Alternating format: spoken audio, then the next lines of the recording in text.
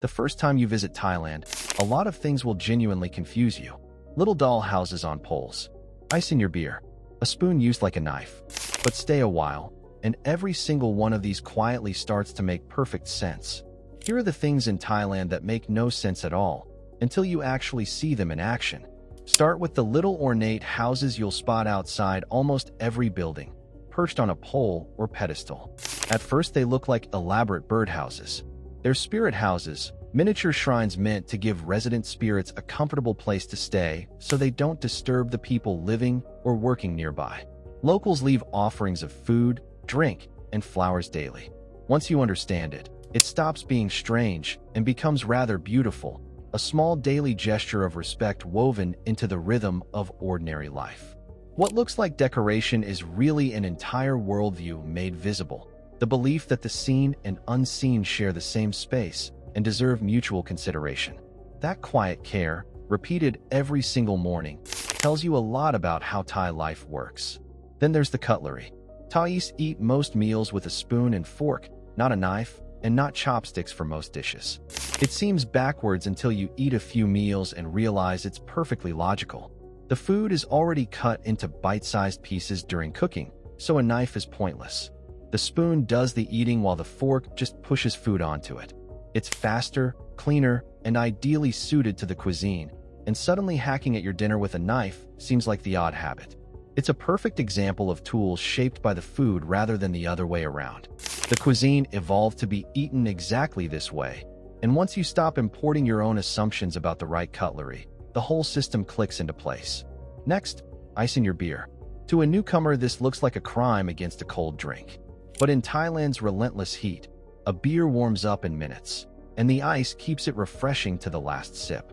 Once you've sweltered through an afternoon and watched your drink go warm in record time, dropping a few cubes and suddenly seems like the obvious, sensible move rather than a strange local quirk. It quietly reveals how much of what we call tradition is really just an adaptation to climate. In a cool country, warm beer is a tragedy worth avoiding. In Thailand's heat, ice isn't ruining the drink. It's the only thing keeping it drinkable.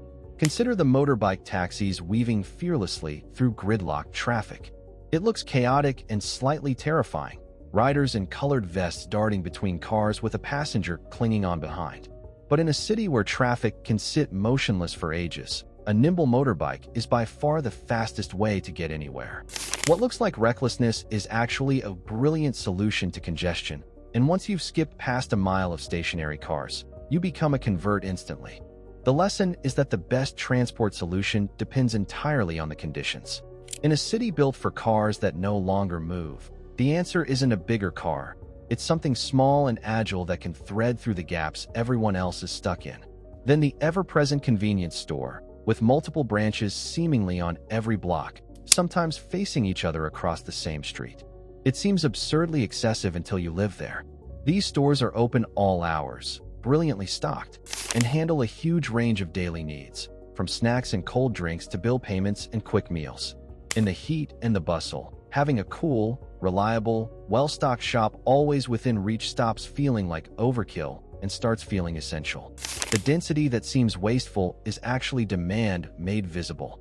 When the climate is punishing and the days run long, a reliable refuge of cold air and cold drinks on every corner is in excess. It's exactly the level of convenience people genuinely use. Look at the why, the graceful gesture of pressing palms together with a slight bow. To outsiders, it can seem formal or confusing. When to do it, how low to bow, who initiates. But it's a beautiful, wordless way to greet, thank, apologize, and show respect all at once. Once you grasp the simple logic of it, it becomes a warm and natural part of every interaction, and a plain handshake starts to feel a little cold by comparison. There's an elegance in a single gesture that can carry so many meanings depending on the moment. It removes the awkward physical contact of a handshake while adding a layer of grace, and it scales naturally from a casual hello to a deeply respectful greeting. Consider the seemingly endless smiling. Thailand is called the land of smiles, and at first the constant smiling can seem puzzling, even in awkward or difficult situations. But the Thai smile carries many meanings: friendliness, apology, embarrassment, patience, a way of keeping social interactions smooth and avoiding open conflict. Once you read it correctly, you realize it's a sophisticated emotional language that keeps daily life gentle and harmonious. Reading it correctly takes time, but once you do, you understand it's less about hiding feelings and more about protecting the peace between people. The smile becomes a tool for keeping interactions soft, which in a crowded, social culture is a genuine kindness. Then there's the food on the table, the little caddy of condiments at street stalls, fish sauce, chili flakes, sugar, and vinegar with chilies. It looks odd to season a finished dish so heavily yourself. But Thai cuisine is built on balancing sweet, sour, salty, and spicy, and the table set lets each person tune their bowl to their exact taste. Once you start adjusting your own balance, eating becomes interactive, and the idea of a dish you can't personalize feels limiting.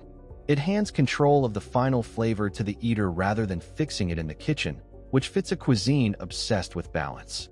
Two people can sit at the same stall, eat the same dish, and each end up with the bowl that suits them perfectly. Look at the monks collecting alms at dawn, walking barefoot through the streets with bowls as people offer food. To a visitor unfamiliar with it, the early morning ritual can be mystifying. But it's a centuries-old exchange. The community feeds the monks, and the monks provide spiritual merit and guidance in return.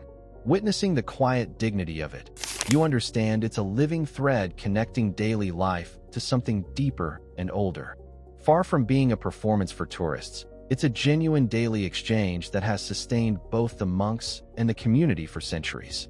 Watching it, you sense how seamlessly the spiritual and the everyday are stitched together here. Consider the careful etiquette around feet and heads. Pointing your feet at someone or touching another person's head can cause real offense, which seems baffling at first. But it flows from a clear logic. The head is considered the highest, most sacred part of the body, and the feet the lowest and dirtiest. Once you know the reasoning, the rules stop feeling arbitrary and become an easy, intuitive way to show respect for the people around you. Almost every custom that seems arbitrary at first turns out to rest on a coherent inner logic. Once you learn the simple principle underneath, dozens of small rules suddenly organize themselves into something you can navigate by instinct rather than memorization. Then there are the open-air transport options, the tuk-tuks and the shared pickup trucks with benches in the back. They look ramshackle and improvised to a newcomer used to enclosed taxis and buses. But they're cheap, flexible, and well-suited to the climate, letting the breeze through as you ride. They form a loose, affordable transport web that fills the gaps between bigger options, and they quickly become part of the fun rather than a puzzle. They also keep the cost of getting around within reach of nearly everyone, which matters enormously. Rather than forcing one expensive standard, the city offers a whole spectrum of options, and you simply pick whichever fits your budget and mood that day. And consider how relaxed the relationship with time can feel. The famous easygoing pace often summed up by the phrase sabay sabay, meaning relaxed and comfortable. To visitors from rigid, hurried cultures, it can seem frustratingly loose. But it reflects a genuine value placed on staying calm, not sweating the small stuff, and enjoying the moment. Once you settle into it, you stop fighting it and start to feel the wisdom in not letting every minor delay ruin your day. It's a quiet rebuke to the idea that constant urgency equals a life well lived.